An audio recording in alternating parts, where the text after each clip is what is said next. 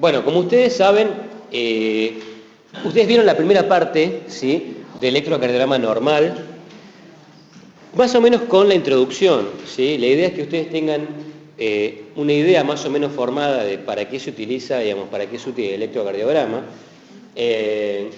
porque esto es un tema fundamentalmente de medicina interna, ¿sí? Pero que nosotros le hacemos una introducción dentro de semiología porque electros son esos temas que uno no los puede aprender de un día para otro, sino que tiene que ir acumulando, como quien dice, conocimientos, ¿sí?, desde lo básico, de lo normal, e ir agregando cosas de a poco, ¿sí? Entonces, ¿cuál es el tema de hoy? Es electrocardiograma patológico, ¿sí? Pero no todo, lo más importante, lo que yo creo que ustedes tienen que ir conociendo, ¿sí?, fundamentalmente qué es lo que es útil, ¿sí?, fundamentalmente cuando uno trabaja en una guardia, cuando uno trabaja en un servicio de emergencia, ¿sí?, las cosas con las cuales te tenés que enfrentar. Y fíjense que en la primera diapositiva yo les aclaré electrocardiograma patológico en su contexto clínico apropiado, ¿sí? Porque el electrocardiograma solo, el electrocardiograma, digamos, aislado, no necesariamente me sirve para hacer un diagnóstico, pasen tranquilo, sino que tengo que pensarlo en el contexto clínico por el cual yo estoy viendo al paciente. Entonces el electrocardiograma es una extensión de mi examen físico, fundamentalmente de la patología cardiovascular, pero no solamente, ¿sí?, de lo cardiológico. Lo segundo que ustedes van a ver en la diapositiva esta es más o menos cuál es la secuencia, cómo tengo que ir yo analizando un electrocardiograma, ¿sí?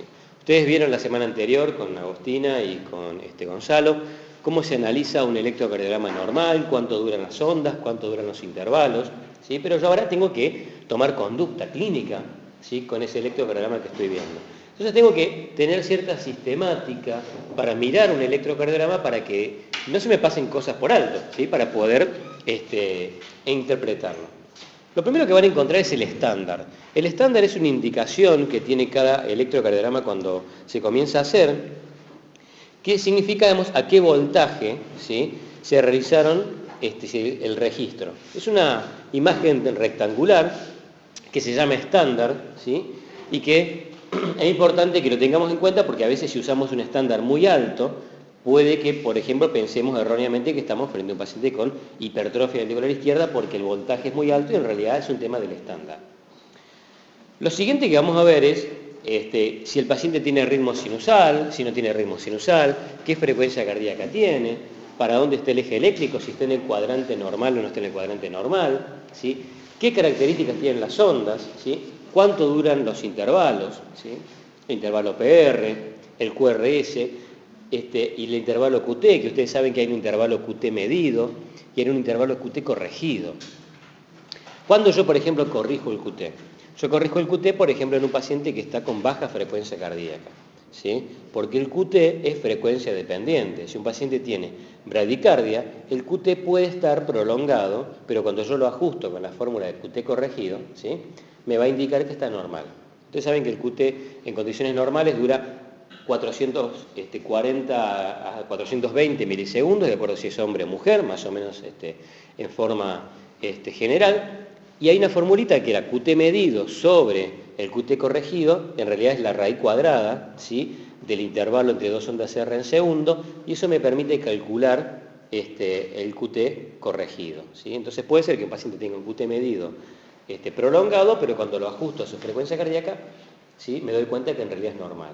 Hoy en día eso se puede hacer con cualquier celular o una tablet, con una computadora, ¿sí?, porque la formulita es muy fácil de ingresarle los datos y me da el cálculo del QT corregido.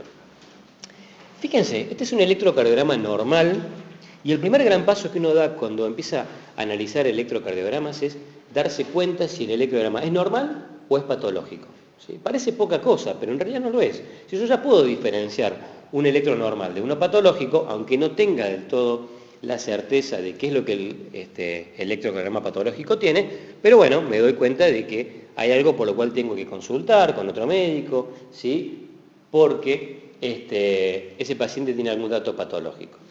Fíjense, este paciente tiene ritmo sinusal, qué frecuencia cardíaca tiene, dónde está el eje eléctrico. Yo no voy a internar un paciente porque el eje eléctrico no está en el cuadrante normal, ¿sí?, no es motivo eso. Pero sí hay algunas cosas del electrocardiograma que me van a obligar a mí a tomar una conducta, como por ejemplo internar a un paciente, porque por ejemplo puede estar cursando un infarto de miocardio y lo tengo que saber hacer el diagnóstico, ¿sí? Ustedes saben que una forma rápida de evaluar el eje eléctrico es mirar D1 y mirar ABL.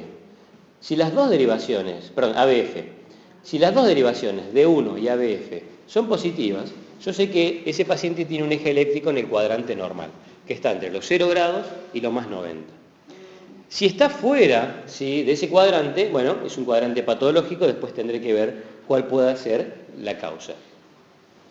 Si yo quiero calcular la frecuencia cardíaca, una forma rápida que yo uso es, me fijo cuántos cuadrados grandes hay entre dos ondas R, ¿sí?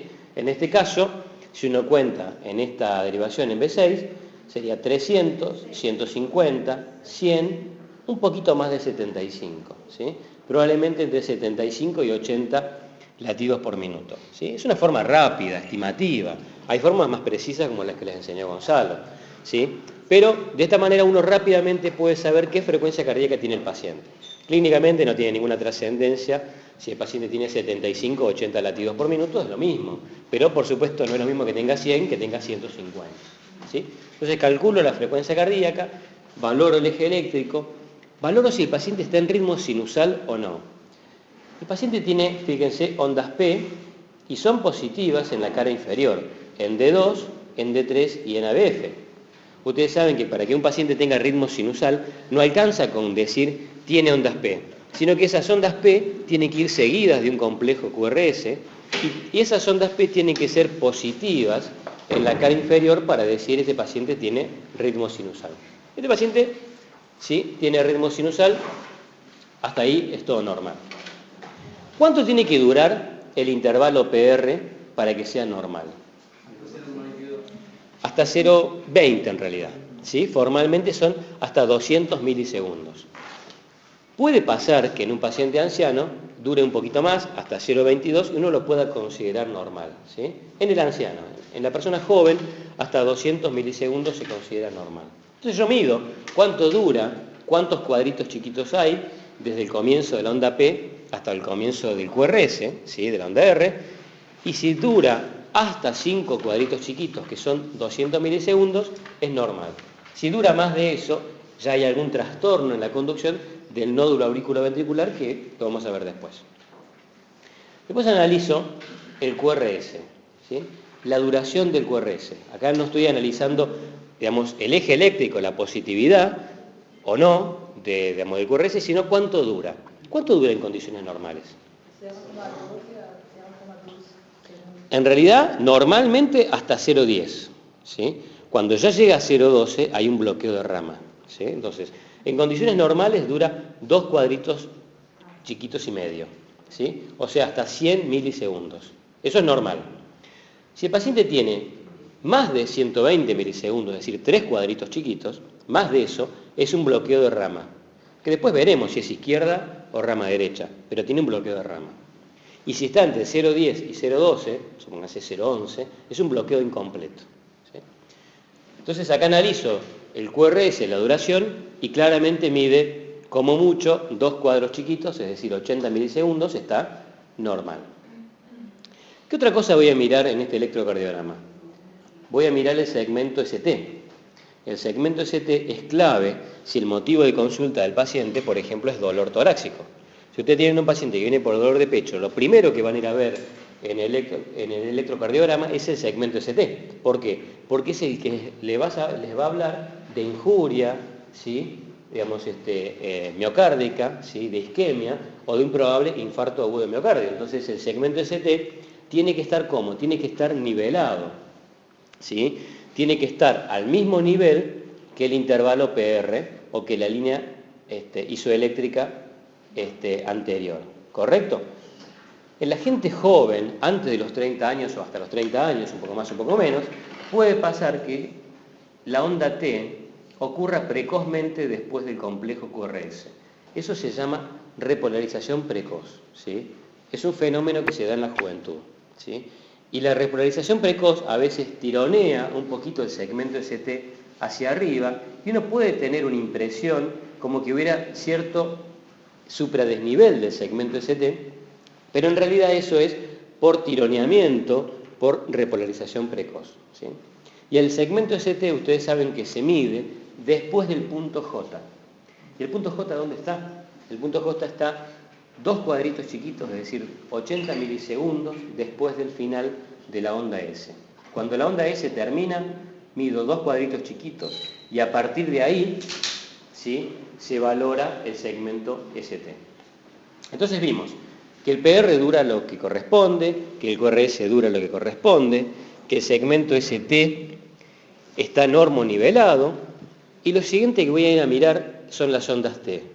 ¿Las ondas T son positivas en todas las derivaciones donde tienen que ser positivas? Sí, fíjense, son positivas en D1, en ABL, que es la cara lateral, son positivas en toda la cara anterior, es decir, de B2 hasta B6, ¿correcto? Y son negativas en ABR, que es donde deben ser normalmente negativas. Entonces, no hay trastornos, digamos, de la repolarización, ¿sí? Las ondas T son positivas y es lo normal.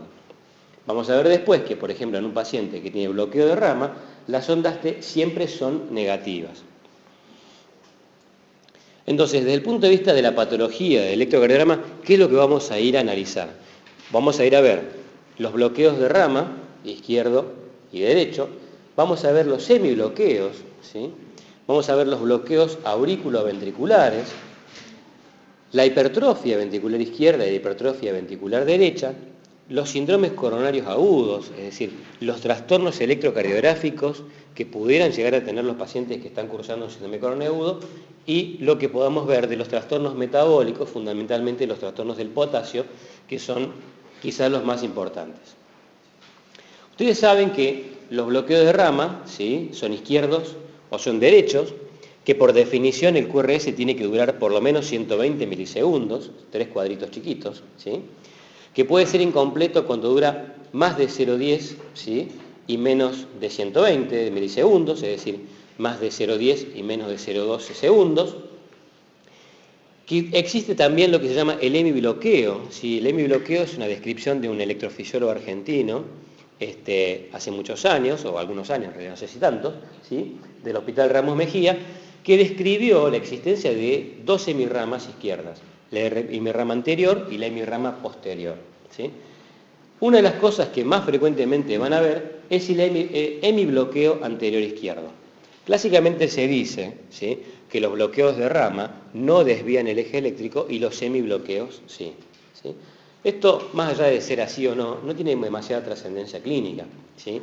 Pero sí, en el hemibloqueo anterior izquierdo, el eje eléctrico tiene que estar por lo menos a los menos 45 grados, o sea, tiene que estar desviado hacia la izquierda. ¿Cómo me doy cuenta que el eje está desviado hacia la izquierda? Me fijo en D1 y es positiva, me fijo en ABF, que es negativa, por lo tanto yo ya sé que está entre los 0 y los menos 90 grados, ¿sí? Y después me fijo en otras dos derivaciones, en otra derivación más, que es ABL. Fíjense que el voltaje de ABL es mayor que el voltaje de D1.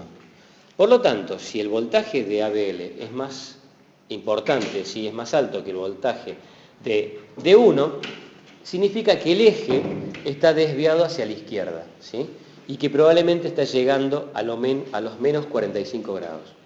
¿Cómo lo voy a certificar? ¿Cómo podrías repetir esa parte? Sí, cómo no. ¿Te fijas? ABL, ¿correcto? Es la derivación que vos tenés acá marcada con el círculo rojo. Sí. Si esta derivación tiene un voltaje mayor que la de D1, significa que el eje eléctrico está más cerca de ABL que de D1, ¿correcto? Entonces, ¿qué es lo siguiente que vos te vas a ir a fijar? La onda S de D3 y la onda S de D2.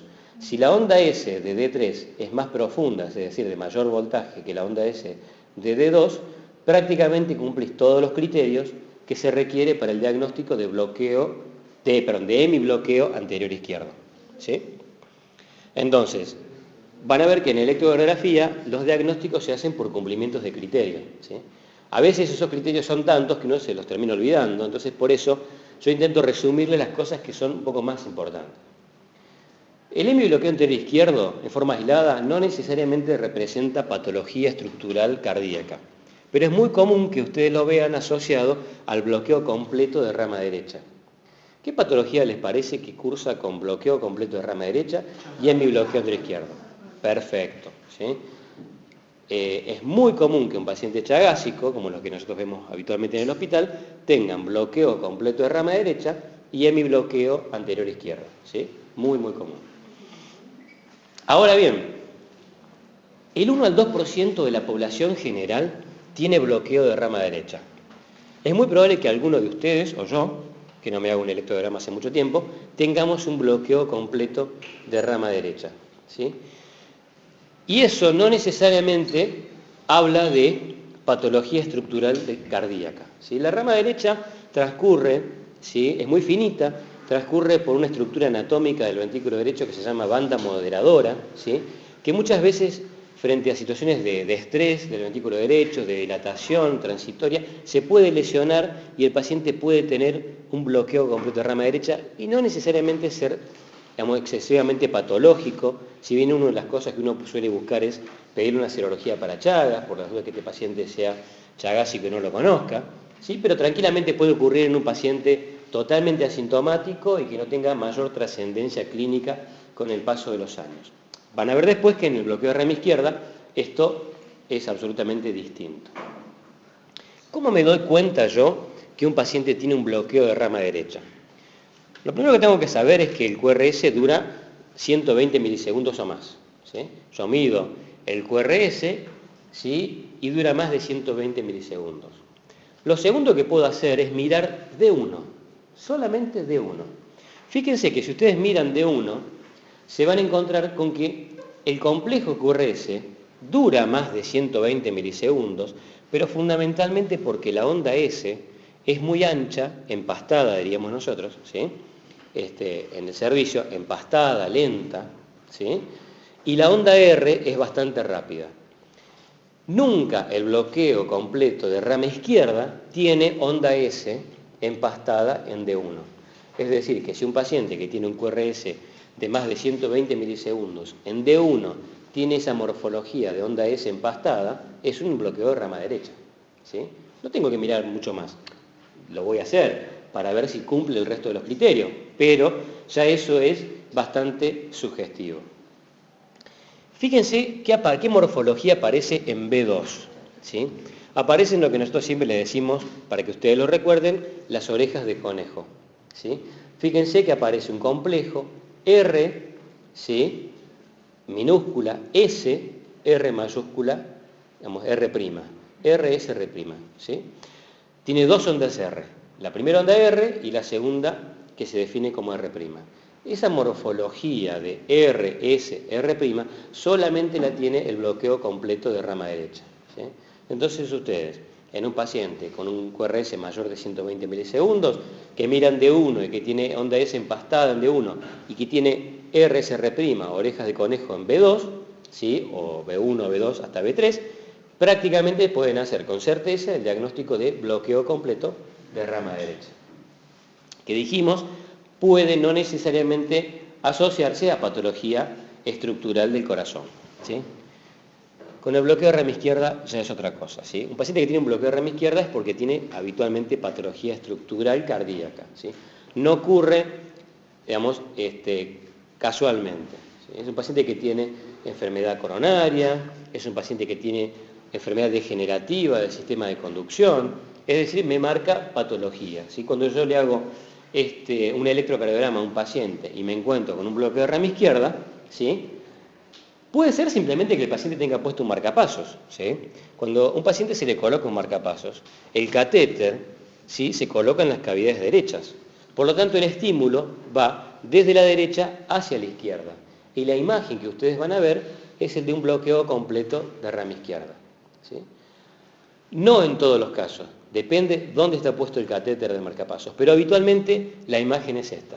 Y aparte se ve la espiga, ¿sí? Del estímulo del marcapasos. Pero ustedes ven una rama izquierda. Fíjense D1, ¿sí? El QRS dura 120 milisegundos, pero es porque tiene una onda R ancha, ¿sí? Muy lenta, empastada, ¿sí? nada que ver con la imagen que ustedes veían en el bloqueo completo de rama derecha. Y si ustedes van a buscar en B2 esa imagen de onda R, R', que veían en el bloqueo de rama derecha, no tiene nada que ver tampoco. Acá no hay orejas de conejo, es una onda R muy chiquita, que se define como R minúscula, y una onda S mayúscula, porque la onda S es muy profunda, ¿sí? Entonces, fíjense que viendo D1 y B2, uno rápidamente puede orientarse y pensar si el paciente lo que tiene es un bloqueo completo de rama derecha o un bloqueo completo de rama izquierda, ¿sí? Aún así, si se equivocaran y diagnosticaran uno por otro, tampoco es una cosa grave, si al paciente no le va a pasar nada, ¿sí? Porque, bueno, uno piensa que es una rama izquierda, en realidad es una rama derecha, ¿sí? No son los errores que, desde el punto de vista de la interpretación del electrograma, se puedan considerar graves, ¿sí? A pesar de que uno debiera poder identificarlos. Los bloqueos auriculoventriculares, ¿sí? Fundamentalmente el bloqueo de tercer grado, sí es importante saber hacer el diagnóstico, ¿sí? Y estos son enfermedades del sistema de conducción a nivel del nódulo AB, ¿sí? Se clasifican en 3 grados: primer grado, segundo y tercer grado. Vamos a ver en qué consiste, digamos, cada uno de los bloqueos AB. En el bloqueo AB de primer grado, ustedes fíjense que lo único que ocurre es que hay una prolongación de la duración del intervalo PR, ¿sí?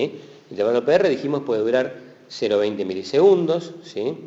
En la gente joven podríamos extendernos a los 0,22 en un anciano, pero no más de eso. En este caso, fíjense, el intervalo dura más de 0,20 milisegundos, ustedes lo miden, y dura más de 5 cuadros chiquitos, pero cada onda P es, digamos, sí, es continuada por un complejo QRS, o sea, después de cada onda P hay un QRS, ¿correcto? O sea que cada onda P es conducida al ventrículo a pesar de que este intervalo PR, ¿sí?, pueda ser de mayor duración de lo habitual. Hay un retraso en la conducción a nivel del nódulo auriculoventricular, pero no hay ningún grado, no hay ninguna P bloqueada, ¿sí? Por lo tanto, el intervalo, digamos, del PR es fijo, dura lo mismo en cada latido, ¿sí? La onda P, a cada onda P le sigue un QRS y el ritmo es regular, ¿sí? Veamos qué pasa en el bloqueo auriculoventricular, ¿sí?, de segundo grado. Dijimos que el de segundo grado puede ser tipo 1, ¿sí?, o MOVITS 1, ¿sí?, o MOVITS 2. ¿Qué características tiene el MOVITS 1? Fíjense lo que le pasa al intervalo PR. El intervalo PR se va prolongando en cada latido, ¿sí? No es fijo como en el anterior, sino que se va prolongando cada vez más. Acá puede medir 200 milisegundos, 250 en el segundo latido, 300 en el tercer latido, hasta que en un momento, ¿sí?, una onda P no es conducida. Fíjense, el intervalo PR se empezó a prolongar, ¿sí?, y una onda P no se condujo, ¿sí?, al ventrículo, se bloqueó, ¿sí? Eso se llama fenómeno de Weichenbach, ¿sí? Es el bloqueo auriculoventricular MOVITS 1, tiene fenómeno de Weichenbach. Se va prolongando el PR hasta que una onda P no es conducida. El complejo QRS tiene morfología normal, vamos a ver después por qué, y el ritmo es irregular porque fíjense que acá se produce una pausa, ¿sí?, donde no hay complejo QRS porque se bloqueó la conducción al ventrículo, y después el ciclo vuelve a reiniciarse. Se sigue prolongando el PR hasta que en un momento, ¿sí?, una onda P se bloquea. En el bloqueo AB de segundo grado, MOVITS 2, esto no pasa. O sea, no hay fenómeno de Weichenbach. No hay prolongación del intervalo PR. El intervalo PR es constante, dura siempre lo mismo, ¿sí?, pero en determinado momento una onda P, fíjense que acá quedó solita, se bloquea, ¿sí? No hay prolongación del PR, simplemente en un determinado momento una onda P no es conducida al ventrículo, ¿sí? Ahí no va a venir entonces pulso durante ese tiempo. Exactamente, porque no hay latido, digamos, no hay contracción ventricular, ¿sí? Por eso el pulso puede ser irregular por esta pausa, ¿sí? Esto puede ser aislado o puede ser más frecuente, ¿sí? Puede ser avanzado, y estos pacientes con bloqueo auriculoventricular tipo MOVID 2 son pacientes que tienen mucho mayor riesgo de evolucionar a la forma más grave del bloqueo auriculoventricular, que es el bloqueo auriculoventricular de tercer grado, ¿sí?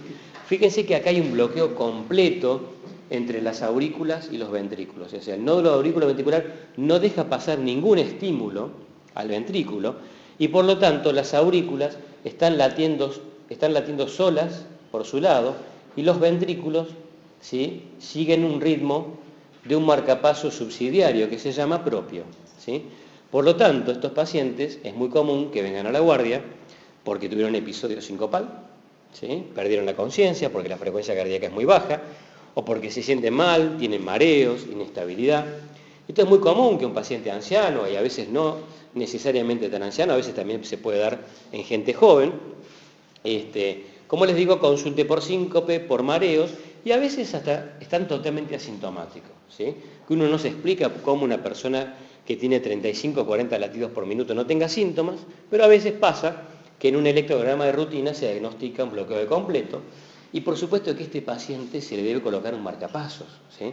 ¿Por qué? Porque hay riesgo que esta frecuencia cardíaca, que en este caso es muy baja, 25 o 30 latidos por minuto, baje más, ¿sí?, y el paciente tenga pérdida de conciencia.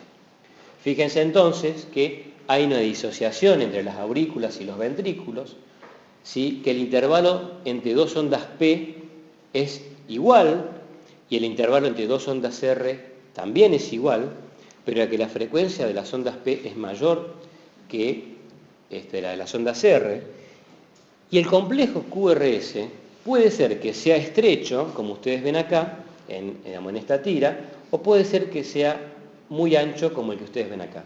¿Eso de qué va a depender? Va a depender de dónde esté el nuevo marcapasos que marca la frecuencia de los ventrículos, ¿sí? Ustedes saben que si el marcapasos subsidiario nace alto en el sistema de conducción, va a bajar por el sistema de conducción normal, por lo tanto el complejo QRS va a ser estrecho y la frecuencia va a ser de 40 a 45 latidos por minuto. Pero si el estímulo nace mucho más abajo en el ventrículo, el complejo QRS va a ser mucho más ancho, como si tuviese como un bloqueo de rama, y la frecuencia cardíaca va a ser mucho más baja, 25, 30 latidos por minuto, y el paciente es mucho más probable que tenga síntomas. Bueno, entonces hasta acá vimos, ¿sí? Sí. Puede ser que este marcapaso subsidiario esté en varias puntas en un determinado tiempo, parte de más arriba y después parte de abajo. Puede pasar, a pesar que lo habitual es que siempre el que domina es el que tiene mayor frecuencia, ¿sí? El que, digamos, si el foco se origina en la parte alta del sistema de conducción y tiene una frecuencia de 50 latidos por minuto, va a dominar a todos los focos inferiores que tienen un ritmo más bajo. Lo que me decís es si puede cambiar ese foco, y a veces puede pasar, ¿sí? A veces puede pasar, pero no es lo más frecuente, ¿sí? Lo más frecuente es que sea un foco único que descarga una frecuencia determinada. Otra utilidad, otra cosa para la cual se utiliza, ¿sí?, el electrocardiograma es para el diagnóstico de las hipertrofias ventriculares, ¿sí? La hipertrofia ventricular, ustedes saben que puede ser hipertrofia ventricular izquierda, hipertrofia ventricular derecha. Por supuesto que el ventrículo izquierdo se hipertrofia mucho más frecuentemente que el ventrículo derecho, ¿sí? Y supónganse que este electrocardiograma que ustedes van a ver ahora corresponde a un paciente de 75 años, que tiene un soplo sistólico eyectivo, ¿sí?, que tiene segundo ruido disminuido, que tiene pulsos parabustardos, ¿sí? Entonces, seguramente este paciente, ¿qué tiene? Una estenosis aórtica, ¿sí? Y estos pacientes tienen hipertrofia ventricular izquierda y van a ver que tienen complejos QRS de alto voltaje, ¿sí?, que a veces también se puede observar en gente joven, en los niños, en gente con tórax delgado, ¿sí? Por eso también tenemos que pensar el contexto clínico, pero que aparte este paciente, fíjese que tiene trastornos de la repolarización, porque tiene ondas T negativas, y esto ya hace pensar que obedece a fundamentalmente hipertrofia ventricular, ¿sí? Son ondas T que son simétricas, ¿sí?, que bajan lentamente y suben más rápido.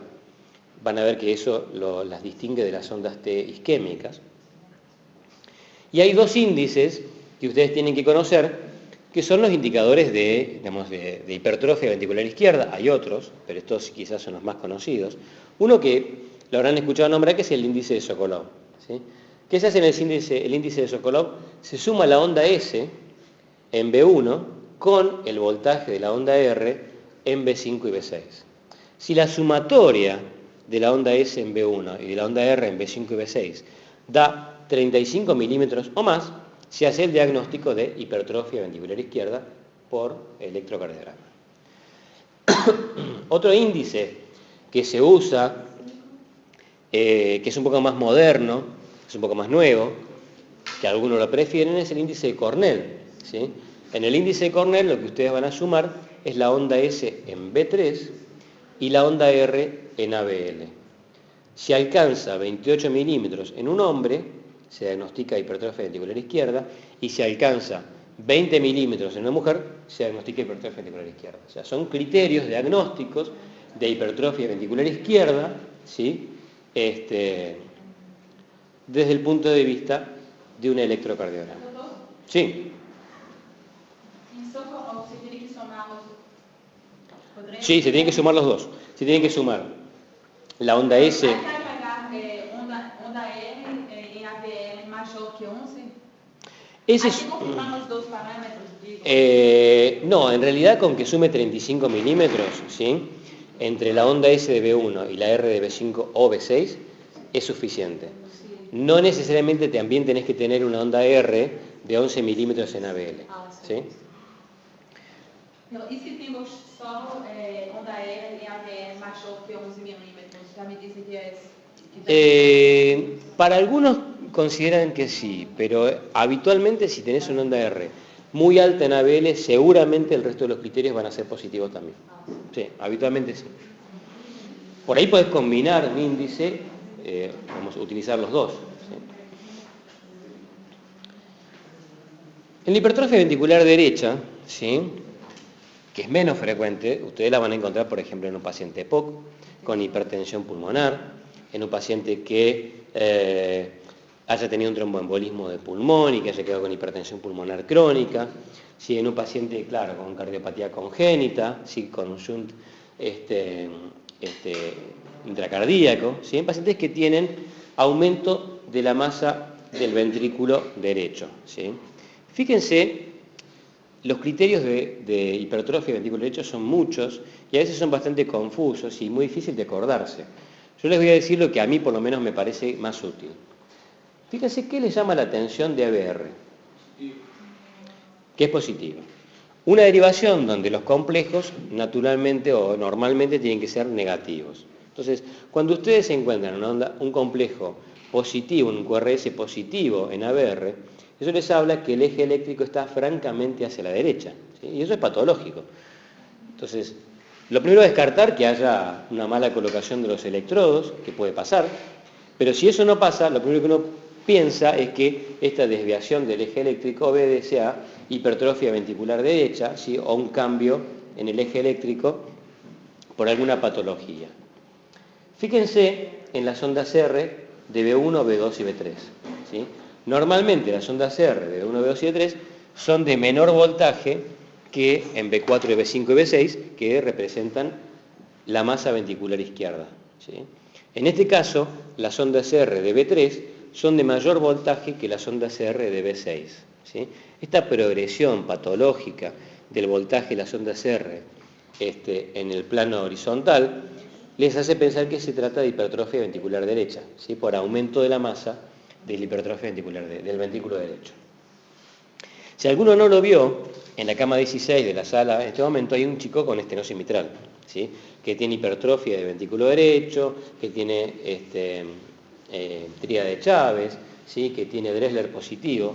Es un paciente muy joven con una estenosis mitral, que ya se le hicieron 2 valvuloplastias y tiene una hipertensión pulmonar severa.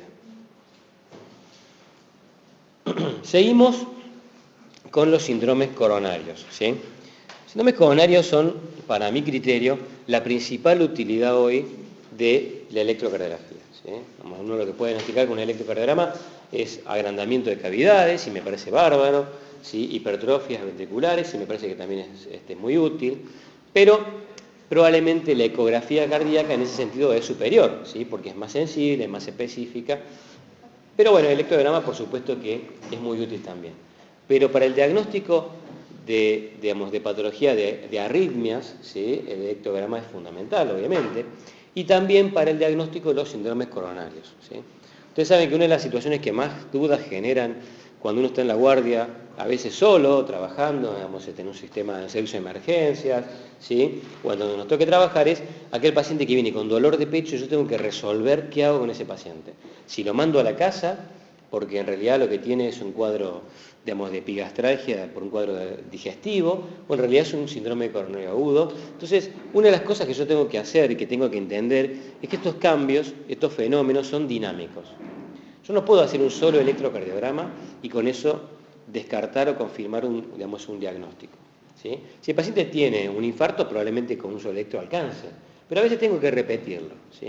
Una cosa que se hace frecuentemente en la guardia es al paciente se lo interna en lo que se llama una unidad de dolor precordial, una unidad de dolor torácico, y se le repite un electrocardiograma cada 15 minutos. ¿Para qué se le repite un electrocardiograma cada 15 minutos? Para detectar cambios transitorios, ¿sí? O reversibles del electrocardiograma que me puedan poner sobre la pista de que se trata de un síndrome coronario, ¿sí? Una de sus compañeras me preguntaba hace un rato, ¿y el laboratorio? Y el laboratorio ayuda, yo le puedo pedir biomarcadores, pero eso tiene una cinética. Demoran 8 horas en hacerse positivas. Entonces, hasta tanto eso pase o no, yo me manejo con la clínica y con el electrocardiograma. Y ustedes saben que en el electrocardiograma yo puedo ver signos de isquemia, ¿sí? Y si esa isquemia es peor, digamos, es grave, puedo ver signos de injuria, ¿sí? Miocárdica, y finalmente, si el cuadro no se resuelve, voy a ver señales de infarto, es decir, señales de necrosis, ¿sí? En el músculo cardíaco. ¿Cuáles son las ondas del electrocardiograma que me hablan de isquemia? Fundamentalmente las ondas T, ¿sí? Las ondas T dijimos que son positivas, ¿sí? En todas las derivaciones, salvo en ABR, en condiciones normales. En los pacientes que tienen bloqueos de rama, la onda T se opone al QRS, ¿sí? Si el QRS es positivo en el bloqueo de rama, las ondas T son negativas. Y al revés, si el QRS es negativo, las ondas T son positivas. O sea, en los bloqueos de rama, las ondas T son oponentes al bloqueo, ¿sí? Eso es lo normal. Puede pasar que yo tenga un paciente con un bloqueo de rama y que las ondas T no se opongan al bloqueo, y eso me puede hacer sospechar, ¿sí?, de que es un paciente con un cuadro coronario que tiene isquemia miocárdica. La otra cosa que yo tengo que tener en cuenta es la característica de esas ondas T. Las ondas T isquémicas son simétricas y las ondas T secundarias a hipertrofia ventricular izquierda, a sobrecarga de presión crónica, por ejemplo del ventrículo izquierdo, siempre son asimétricas, ¿sí? Y eso es un dato que a veces me ayuda para hacer el diagnóstico. Lo siguiente que vamos a ver son la onda de injuria, ¿sí? La onda de injuria puede manifestarse con supradesnivel del segmento ST o con infradesnivel del segmento ST. El supradesnivel del segmento de ST lo que me está diciendo es que la injuria es transmural, que la injuria atraviesa toda la pared del ventrículo izquierdo. ¿Por qué? Porque la luz de la arteria se tapó completa, ¿sí? Hay una oclusión total de la luz de la arteria coronaria y la injuria atraviesa toda la pared del ventrículo izquierdo. Ese es el paciente que a mí no se me tiene que escapar, el paciente que está cursando un infarto con supradesnivel del segmento ST. Si yo veo infradesnivel del segmento ST, también es un paciente grave, pero tiene injuria subendocárdica, ¿sí? Es el subendocardio el que está sufriendo el fenómeno de injuria, y probablemente la arteria no está totalmente ocluida, ¿sí?, sino que está parcialmente, o subocluida, ¿sí? Y finalmente las ondas Q, ¿sí?, son las que van a quedar después como secuela después de un infarto, ¿sí? No todos los infartos dejan ondas Q. Los infartos que cursaron con supradesnivel del segmento ST dejan ondas Q, y los infartos que cursan sin supradesnivel del segmento ST, que cursan por ejemplo con infradesnivel del segmento ST, que se los llama infarto no Q porque no dejan secuela eléctrica, ¿sí? Antiguamente ustedes van a encontrar que se hablaba de infartos Q o infartos no Q. Hoy esa clasificación no se usa. ¿Por qué? Porque es una clasificación evolutiva. No me sirve a mí para tomar conducta. A mí lo que me sirve para tomar conducta, cuando yo tengo al paciente en la guardia, es saber si tiene supra o no del segmento ST. Y ahora les voy a explicar por qué. Doctor, ¿eso tiene que ver también con la circulación colateral? A veces tiene que ver con la circulación colateral y más que todo lo vas a ver después porque los pacientes que tienen infra de nivel del segmento ST suelen ser viejos, suelen ser diabéticos, suelen ser pacientes que tienen mucha enfermedad coronaria. A veces un vaso se tapa y todo el circuito, ¿sí?, de circulación colateral sufre las consecuencias y la injuria es subendocárdica. En cambio, en un paciente joven de 45 años, fumador, que hace un infarto, tiene solamente enfermedad de ese vaso, enfermedad de un solo vaso, que se tapa por completo y por eso la injuria es transmural en una zona en particular. ¿Sí? Fíjense este electrocardiograma. Este electrocardiograma tiene, ¿sí?, fundamentalmente, ¿qué cosa? Tiene ondas T negativas, simétricas, muy grandes, en la cara anterior. Este es un paciente que está sufriendo un fenómeno isquémico en el territorio de la arteria descendente anterior y ustedes ven estas ondas T. ¿Puedo tener un paciente con un síndrome coronario agudo que no tenga, o mejor dicho, que tenga un electrocardiograma normal? Sí, puede pasar, ¿sí? No todos los pacientes que están cursando un síndrome coronario agudo tienen electrocardiogramas patológicos. Por eso yo se lo tengo que repetir, a veces cada 15 minutos, porque el fenómeno coronario es un fenómeno dinámico y los cambios van y vienen, ¿sí? Entonces, en el momento que yo le hice el electrocardiograma, el electro, que es una foto del momento, es normal. Pero si se lo repito a los 15 minutos, quizás empiecen a aparecer esas ondas T. ¿Sí? Esto es lo que hace que muchas veces uno le dé mucho miedo mandar a la casa a un paciente porque realmente la certeza absoluta de que el paciente no está cursando un síndrome coronario no es fácil de alcanzar, ¿sí? Y más de una vez uno lo interna por sospecha.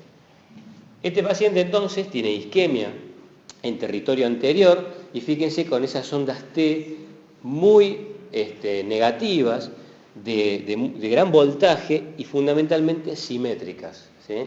Si fueran asimétricas, como las que ustedes pueden ver, por ejemplo, en B5, esto es muy probable que sea, no por isquemia, sino que esto es sobrecarga de presión, un paciente hipertenso con hipertrofia ventricular izquierda, y esto es muy común que lo encuentren en un paciente anciano con hipertensión de larga data, ¿sí?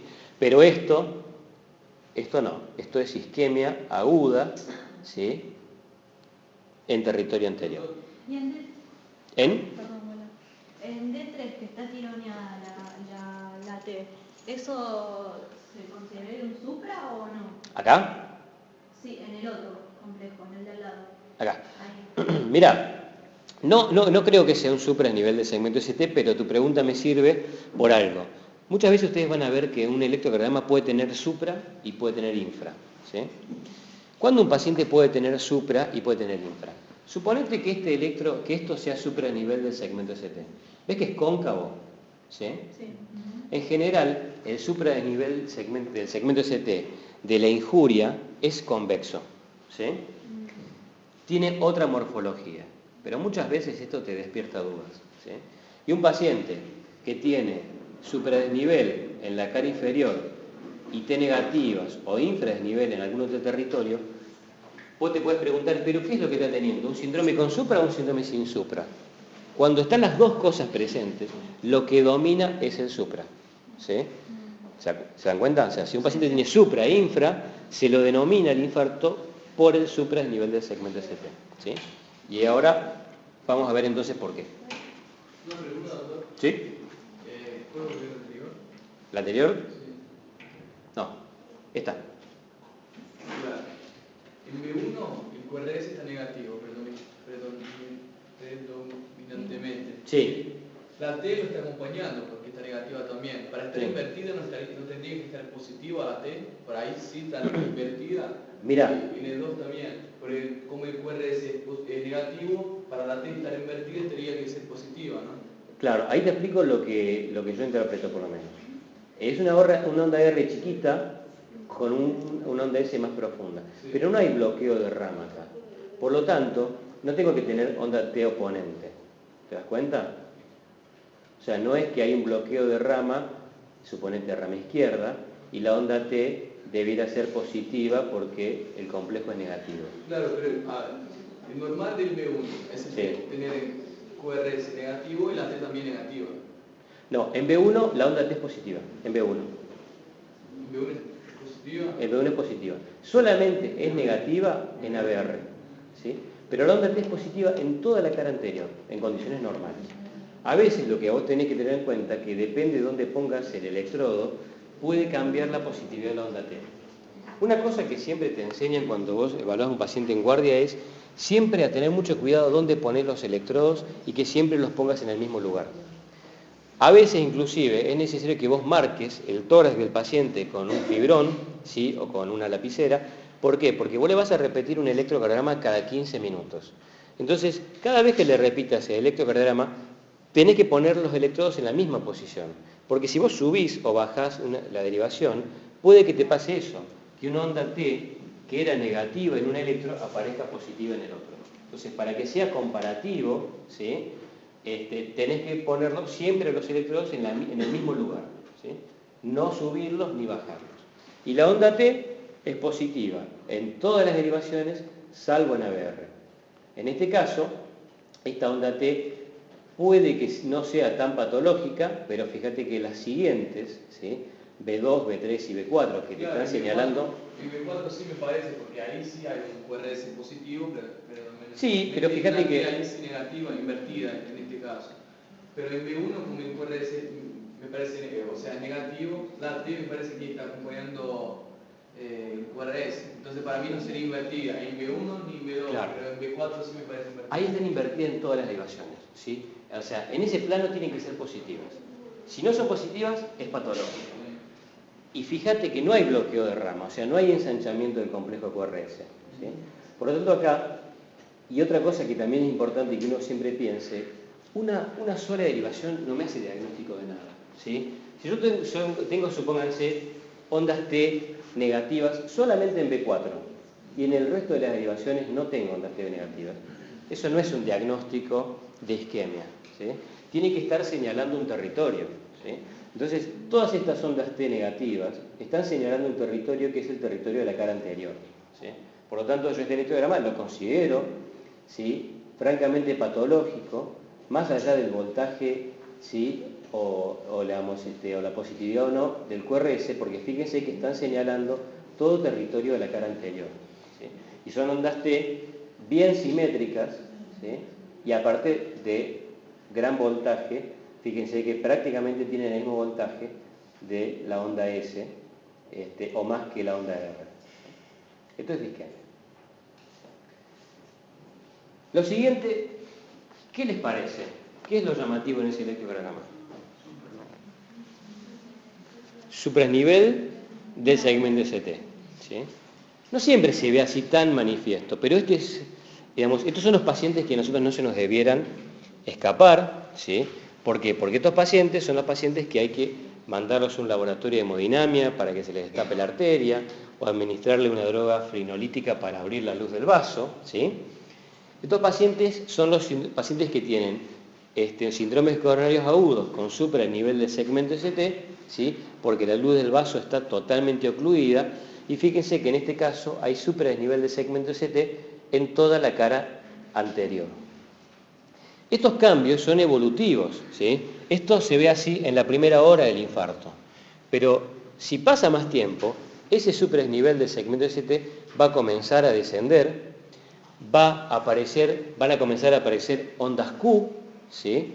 De necrosis en esta cara, y se va a invertir la polaridad de la onda T, que es lo que se llaman los cambios evolutivos de un infarto agudo de miocardio, ¿sí? En los primeros 5 minutos, cuando aparece, cuando el paciente tiene el infarto, que eso es muy raro de ver, porque el paciente no llega en ese momento, antes que esto aparezca, aparecen ondas T positivas, ¿sí? De alto voltaje simétricas. Y después aparece el supranivel de segmento ST. Es muy importante que aparte de las 12 derivaciones que ustedes ven acá, también uno haga, ¿sí? B7, B8 y B9. ¿Por qué es importante hacer B7, B8 y B9 hacia la región dorsal? porque B6 llega a ver hasta la cara lateral, ¿sí? Pero B7, B8 y B9 también miran la cara posterior, ¿sí? Entonces, ¿qué puede pasar? Puede pasar que un paciente tenga un infarto de cara posterior, ¿sí? Y ustedes se encuentren con este infradesnivel del segmento ST en B1, B2 y B3, ¿sí? ¿Qué es lo que ve B1, B2 y B3? B1, B2 y B3 mira la cara septoanterior del ventrículo izquierdo, pero en un infarto de cara posterior, esto podría ser tranquilamente la imagen especular, ¿sí? Que es lo que se llama la imagen en espejo de la cara posterior. Si ustedes a este paciente no le hacen B7, B8 y B9, pueden pensar que esto es un síndrome coronario agudo, ¿sí? Sin superdesnivel del segmento ST, y en realidad, si ustedes le hacen B7, B8 y B9, van a encontrar que hay superdesnivel del segmento ST y que esta es la imagen especular, ¿sí? Y es importante hacer la distinción porque el tratamiento es muy distinto si el paciente tiene supra que si no lo tiene. ¿De acuerdo? Lo que ustedes están viendo acá es injuria subendocárdica, ¿sí? Acá la injuria no es transmural, ¿sí? Sino que es una injuria subendocárdica, que en este caso es de cara anterior. Por supuesto que este también es un paciente grave, es un paciente que se tiene que internar en unidad coronaria, aunque no requiera, ¿sí?, de que se le realice un cateterismo en forma urgente, ¿sí? Bueno, estas tres cosas son las que yo quería mostrarles de los síndromes coronarios, ¿sí? Y seguimos con algo que genera muchas dudas, ¿sí? Esto es un paciente que habitualmente suele ser joven, ¿sí?, que consulta por dolor torácico, que llama la atención porque los cambios electrocardiográficos son demasiado difusos, a veces abarcan más de una cara, porque el paciente refiere que tiene dolor durante muchas horas, ¿sí?, que en algunas posiciones, como estar acostado inclinado hacia adelante, hace que el dolor ceda transitoriamente. Y cuando ustedes le hacen un electrocardiograma, se encuentran con que tiene supradesnivel del segmento ST, pero que tiene esa morfología cóncava, ¿sí?, hacia arriba, que esto es bastante característico de la pericarditis aguda, ¿sí? La pericarditis aguda, ustedes saben que es un proceso inflamatorio agudo del pericardio, habitualmente viral, que los pacientes suelen tener el antecedente de algún proceso infeccioso de vías aéreas superiores, ¿sí?, un cuadro gastrointestinal en los 10 a 15 días previos, y el paciente viene con mucho dolor, ¿sí? Generalmente se puede hacer la distinción con un síndrome coronario agudo. Estos pacientes, si la pericarditis es muy intensa e inflama también el miocardio, pueden tener hasta biomarcadores positivos, pueden tener hasta troponina positiva, ¿sí?, y se transforma en una miopericarditis, ¿sí? Y el diagnóstico es fundamentalmente clínico, y estos pacientes se tratan con aspirina, altas dosis, con ibuprofeno, es decir, con antiinflamatorios, pero muchas veces son un diagnóstico diferencial. Fíjense otro dato más típico de la pericarditis, que es el infradesnivel del segmento PR, ¿sí? El infradesnivel del segmento PR también es característico de la pericarditis aguda, que no lo tienen los síndromes coronarios, y en la pericarditis hay una derivación que siempre es respetada, que es B1, ¿sí? La primera derivación precordial, B1, habitualmente está normal en la pericarditis, y estos pacientes tienen obviamente una evolución, el cuadro es benigno, ¿sí?, y este superdesnivel del segmento ST tiende a normalizarse en el curso de algunos días. Vamos a ver, ya estamos terminando, resistan un poquito, falta nada más que un par de diapositivas, los trastornos metabólicos que tienen traducción electrocardiográfica. El más importante, o por lo menos el que a mí me parece que ustedes siempre tienen que recordar, es la hiperpotasemia, ¿sí? Esto ustedes lo van a ver en pacientes, en cualquier paciente, digamos, paciente de cualquier edad, pero es más frecuente ver en los pacientes ancianos, ¿sí? Por ejemplo, les voy a contar caso de un paciente que viene a la guardia de 70 años, con artrosis, tomador crónico de AINES, ¿sí? Y ustedes saben que es frecuente que los pacientes ancianos se deshidraten. Y si hay una combinación tóxica para el riñón, es la deshidratación y la toma antiinflamatoria. Entonces, muchas veces los pacientes toman AINES en forma crónica, pero un buen día se deshidratan y desarrollan una insuficiencia renal aguda, ¿sí? La familia lo trae a la guardia porque el paciente está asténico, está dinámico, generalmente está oligoanúrico o anúrico, ¿sí? Desde hace 12 a 24 horas.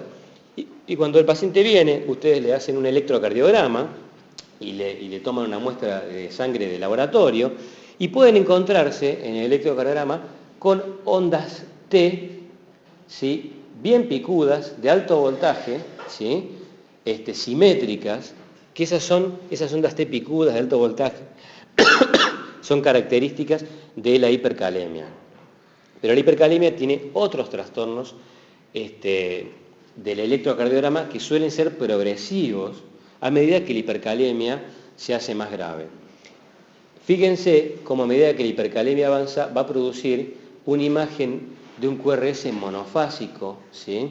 Muy ancho, ¿sí? Muy patológico, como si tuviese un bloqueo de rama. Eso es un indicador de hipercalemia grave y que es un paciente que tiene riesgo, ¿sí? De un paro cardíaco por arritmia ventricular. Lo que ustedes están viendo ahora es más o menos la secuencia, ¿sí? De los cambios electrocardiográficos que ocurren en la hipercalemia a medida que aumenta el potasio sérico. Fíjese que entre 5,5 y 6,5 miliequivalentes por litro tenemos las ondas T altas. Cuando sigue aumentando el potasio aparece, ¿sí? El ensanchamiento del QRS, que es uno de los indicadores más graves, ¿sí? Y finalmente, cuando el paciente tiene un potasio muy, muy alto, más de 8,5, puede aparecer, ¿sí? Arritmias ventriculares, taquicardia ventricular, fibrilación ventricular, y es un paciente que se puede morir por las complicaciones, ¿sí? De su hipercalemia. Una cosa importante que ustedes tienen que saber es que no necesariamente los cambios se dan en esta secuencia, ¿sí? Y que hay pacientes que pueden quemar etapas y pueden pegar saltos desde ondas T picudas hasta ensanchamiento del QRS y arritmia ventricular, ¿sí? Por lo tanto, estos pacientes, ¿sí? Necesitan estricto monitoreo y mientras más grave es la alteración del electrocardiograma, más agresivo tengo que ser yo en el tratamiento de la hipercalemia, ¿sí? Si el paciente no tiene trastornos electrocardiográficos, probablemente no sea tan agresivo, pero si el paciente ya tiene algún tipo de ensanchamiento del QRS, aplanamiento de las ondas P, ¿sí? Seguramente ese paciente es un paciente en el cual voy a tener que ser muy agresivo en el tratamiento de la hiperpotasemia. En el otro extremo, ¿sí? Del cuadro clínico, de los trastornos del potasio, tenemos la hipopotasemia, ¿sí? Acá uno podría pensar en un paciente que toma diuréticos, ¿sí? Por insuficiencia cardíaca, y ustedes saben que los diuréticos producen pérdida de potasio. Algunos son ahorradores, pero otros producen eliminación de potasio, como la furosemida, y en algunos casos también se produce por gente joven, ¿sí? El caso de chicas jóvenes, de mujeres que toman diuréticos para perder peso, ¿sí? Y en algunos casos vienen con cuadros francos de hipocalemia y con todos los signos musculares fundamentalmente vinculados a la hipocalemia.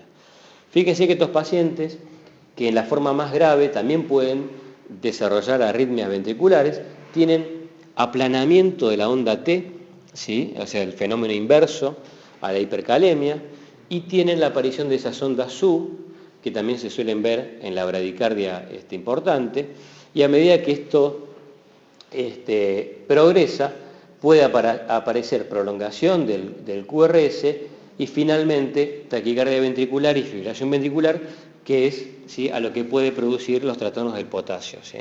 Dentro de los trastornos metabólicos todos son importantes, pero fundamentalmente los trastornos del potasio son quizás los que más tendencia tiene, porque fundamentalmente es el ion que es fundamental en la actividad cardíaca.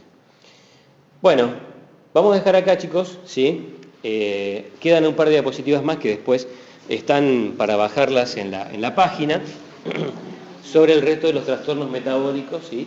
Y el electrocardiograma.